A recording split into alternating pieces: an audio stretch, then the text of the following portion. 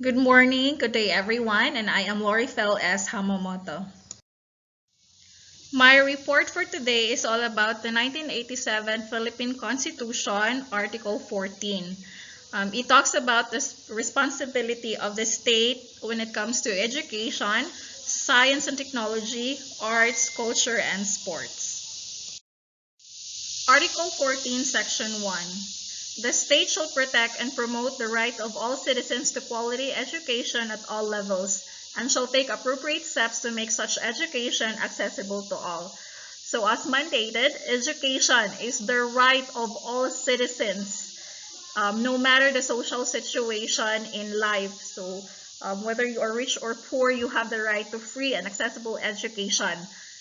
This is actually clearly seen in the DepEd mission, which is to promote the right of every Filipino to quality, equitable, culture-based, and complete basic education. Section 2. The state shall 1. Establish, maintain, and support a complete, adequate, and integrated system of education relevant to the needs of the people and society. 2. Establish and maintain a system of free public education in the elementary and high school level without limiting the natural rights of parents to rear their children. Elementary education is compulsory for all children of school age. This is actually true, and if you notice, there is a presence of elementary and high school in every barangay and municipality. 3. Establish and maintain a system of scholarship grants, student loan programs, subsidies, and other incentives which shall be available to deserving students in both public and private schools, especially to the underprivileged. What I can really remember when I was still teaching in private is the FAPE, which is the Fund Assistance to Private Education. This is a project agreement between the Philippine and the United States government. And also the ESC, Financial Assistance to Elementary School Graduates who wish to pursue junior high school in private high schools. This is actually available, and I know in COC there are also other scholarship and grants they offer to the incoming students. And I'm not sure if there are also scholarships to transferees, but we have this kind of scholarship and grants that private schools are offering. 4. Encourage non-formal, informal, and indigenous learning systems, as well as self-learning, independent, and out-of-school study programs, particularly those that respond to community needs. Example of non-formal educations are like swimming classes and sports clubs of various kinds and all ages, offers to all ages. Informal education is something that is structured outside the curriculum, like reading articles online or offline and participating in coaching sessions. 5. Provide adult citizens, the disabled, and out-of-school youth with trainings in civics, vocational, efficiency, and other.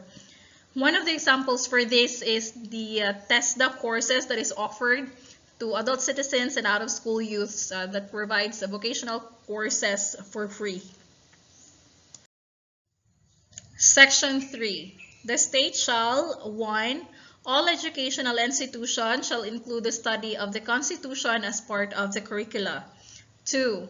They shall inculcate patriotism and nationalism, foster love of humanity, respect for human rights, appreciation of the role of national heroes in the historical development of the country, teach the rights and duties of citizenship, strengthen ethical and spiritual values, develop moral character and personal discipline, encourage critical and creative thinking, broaden scientific and technological knowledge, and promote vocational efficiency.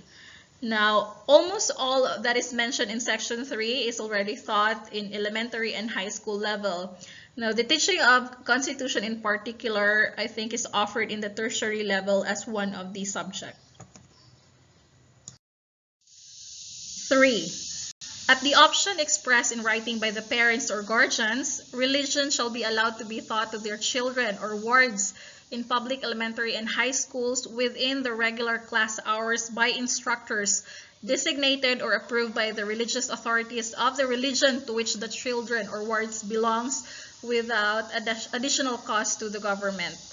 I know in private school, religion is included as one of the subjects and has its regular hours, while in public schools, we only have ESP or Edukasyon sa Pagpapakatao instead.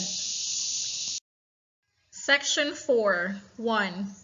The state recognizes the complementary roles of public and private institutions in the educational system and shall exercise reasonable supervision and regulation of all educational institutions. This is to ensure that we are giving the quality education that all the students deserve. So supervision and regulations are put into place.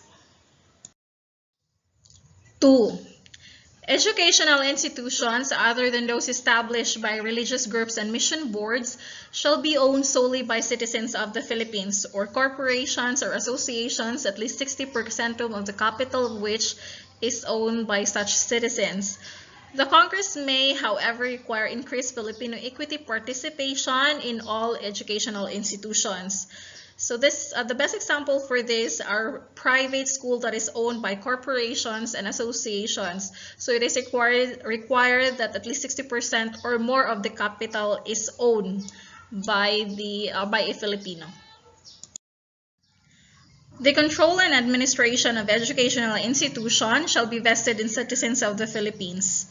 No educational institution shall be established exclusively for aliens, and no group of aliens shall compromise more than 1/3 of the enrollment in any school. The provision of this subsection shall not apply to schools established for foreign diplomatic personnel and their dependents, and, unless otherwise provided by law, for other foreign temporary residents. So exception of these provisions are schools established for the dependent of foreign diplomats, or schools that may be exempted provided by the law for other foreign temporary residents. 3. All revenues and assets of non-stock, non-profit educational institutions used actually, directly, and exclusively for educational purposes shall be exempt from taxes and duties. Upon the dissolution or cessation of the corporate existence of such institutions, their assets shall be disposed of in the manner provided by law. So for schools run by a congregation or religious order like St. Mary's Academy of Carmen, if you're familiar with it, they're no longer required by the state to pay taxes. Now, schools run by corporations or associations like FINMA COC, they are still paying taxes. They're required to pay taxes to the government. Proprietary educational institutions, including those cooperatively owned, may likewise be entitled to such exemptions, subject to the limitations provided by law, including restrictions on dividends and provisions for reinvestments. So schools that is owned by cooperative may also be exempted to pay taxes but are subject to limitations like restrictions on dividends. 4. Subject to conditions prescribed by law, all grants, endowments, donations, or contributions used actually, directly, and exclusively for educational purposes shall be exempt from tax. Section 5, 1.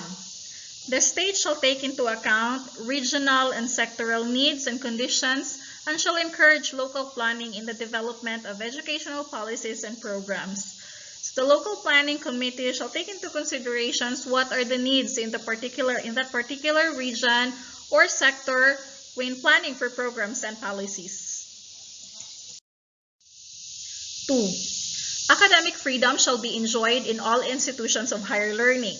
3. Every citizen has a right to select a profession or course of study subject to fair, reasonable, and equitable admission and academic requirements. So everybody is given the chance to select what they want to enroll in college, what course they would want to enroll to. Given, of course, they qualify to the academic requirements set by that profession or course. 4. The state shall enhance the right of teachers to professional advancement. Non-teaching academic and non-academic personnel shall enjoy the protection of the state. This is actually true to the Department of Education because They are sending the teachers and the personnels actually um, to seminars and webinars for professional development. 5.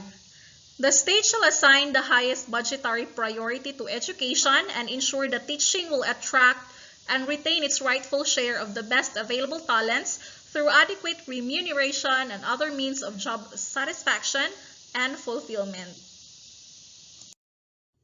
Arts and Culture, Section 14.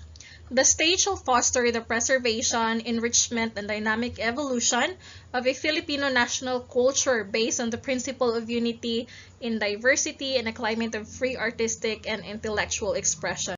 So we are given the freedom to express our artistic and intellectual side. Section 15. Arts and letters shall enjoy the patronage of the state.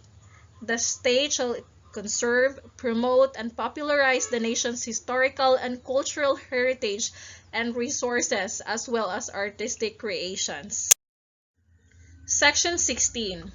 All the country's artistic and historic wealth constitutes the cultural treasure of the nation and shall be under the protection of the state, which may regulate its disposition. In Section 17, the state shall recognize, respect, and protect the rights of indigenous cultural communities to preserve and develop their cultures, traditions, and institutions. It shall consider these rights in the formulation of national plans and policies. The best example I can give for this, I think, is the 7 tribes of Bukidnon, the Kaamulan. It promotes cultural preservation and recognition for each of the 7 tribes, and all the policies and guidelines, I think, for indigenous peoples, their needs are always considered. Section 18, number 1. The state shall ensure equal access to cultural opportunities through the educational system. Public or private cultural entities, scholarships, grants, and other incentives, and community cultural centers and other public venues. Number 2. The state shall encourage and support researches and studies in the arts and cultures. This is through, especially, there are really schools that are supporting studies in the arts and culture. We are now on language. Section 6. The national language of the Philippines is Filipino. As it evolves, it shall be further developed and enriched on the basis of existing Philippine and other languages. Subject to provisions of law and as the Congress may deem appropriate, the government shall take steps to initiate and sustain the use of Filipino as medium of official communication and as language of instruction in the educational system.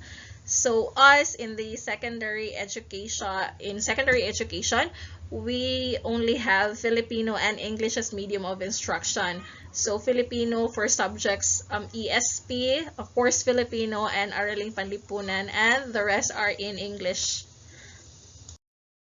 Section 7. For purposes of communication and instruction, the official languages of the Philippines are Filipino and until otherwise provided by law, English. The regional languages are the auxiliary official languages in the regions and shall serve as auxiliary media of instruction therein. Spanish and Arabic shall be promoted on a voluntary and optional basis. So when we say auxiliary language, it refers to the native language of the region or a specific location or specific place. Now, I am not sure about the Spanish and Arabic if it is still promoted, but I know that mother tongue is now being used as the medium of instructions in elementary to strengthen the foundation of learning of the elementary or young students. Section 8. This Constitution shall be promulgated in Filipino and English and shall be translated into major regional languages like Arabic and Spanish. Section 9. The Congress shall establish a National Language Commission composed of representatives of various regions and disciplines which shall undertake, coordinate, and promote researches for the development, propagation, and preservation of Filipino and other languages. That is why we have the Commission on the Filipino Language, and its mission is to undertake, coordinate, and implement research programs and projects for the further development and enrichment of the Filipino language. And we are now on to Science and Technology, Section 10. Science and technology are essential for national development and progress. The state shall give priority to research and development, invention, innovation, and their utilization, and to science and technology education, training, and services. It shall support indigenous, appropriate, and self-reliant scientific and technological capabilities and their application to the country's productive systems and national life. Section 11. The Congress may provide for incentives, including tax deductions, to encourage private participation in programs of basic and applied scientific research. Scholarships, grants in aid, or other forms of incentives shall be provided to deserving science students, researchers, scientists, inventors, technologists, and specially gifted citizens.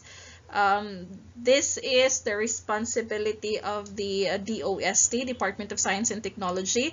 So they are responsible for the coordination of science and technology related projects in the Philippines and to formulate policies and projects in the fields of science and technology to support the national development. Section 12. The state shall regulate the transfer and promote the adaptation of technology from all sources for the national benefit. It shall encourage the widest participation of private groups, local governments, and community-based organizations in the generation and utilization of science and technology. Section 13. The state shall protect and secure the exclusive rights of scientists, inventors, artists, and other gifted citizens to their intellectual property and creations, particularly when beneficial to the people for such period as may be provided by law. So it is the government's responsibility to help our scientists, inventors, and artists to secure intellectual property rights, especially if it's beneficial to the country. And we are now on to sports, section 19, number 1. The state shall promote physical education and encourage sports programs, league competitions, and amateur sports, including training for international competitions to foster self-discipline, teamwork, and excellence for the development of a healthy and alert citizenry. Number 2. All educational institutions shall undertake regular sports activities throughout the country in cooperation with athletic clubs and other sectors.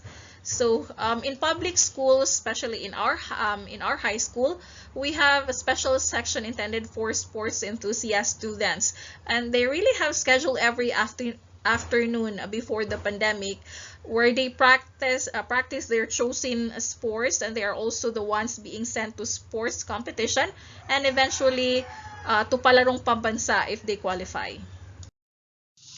So that is all about the 1987 Philippine Constitution, Article 14. And before I go, I would like to leave you with this quote from Bertrand Russell. More important than the curriculum is the questions of the methods of teaching and the spirit in which the teaching is given. And these are my references. Thank you so much for listening. Feel free to ask questions. Discussion will follow. Bye!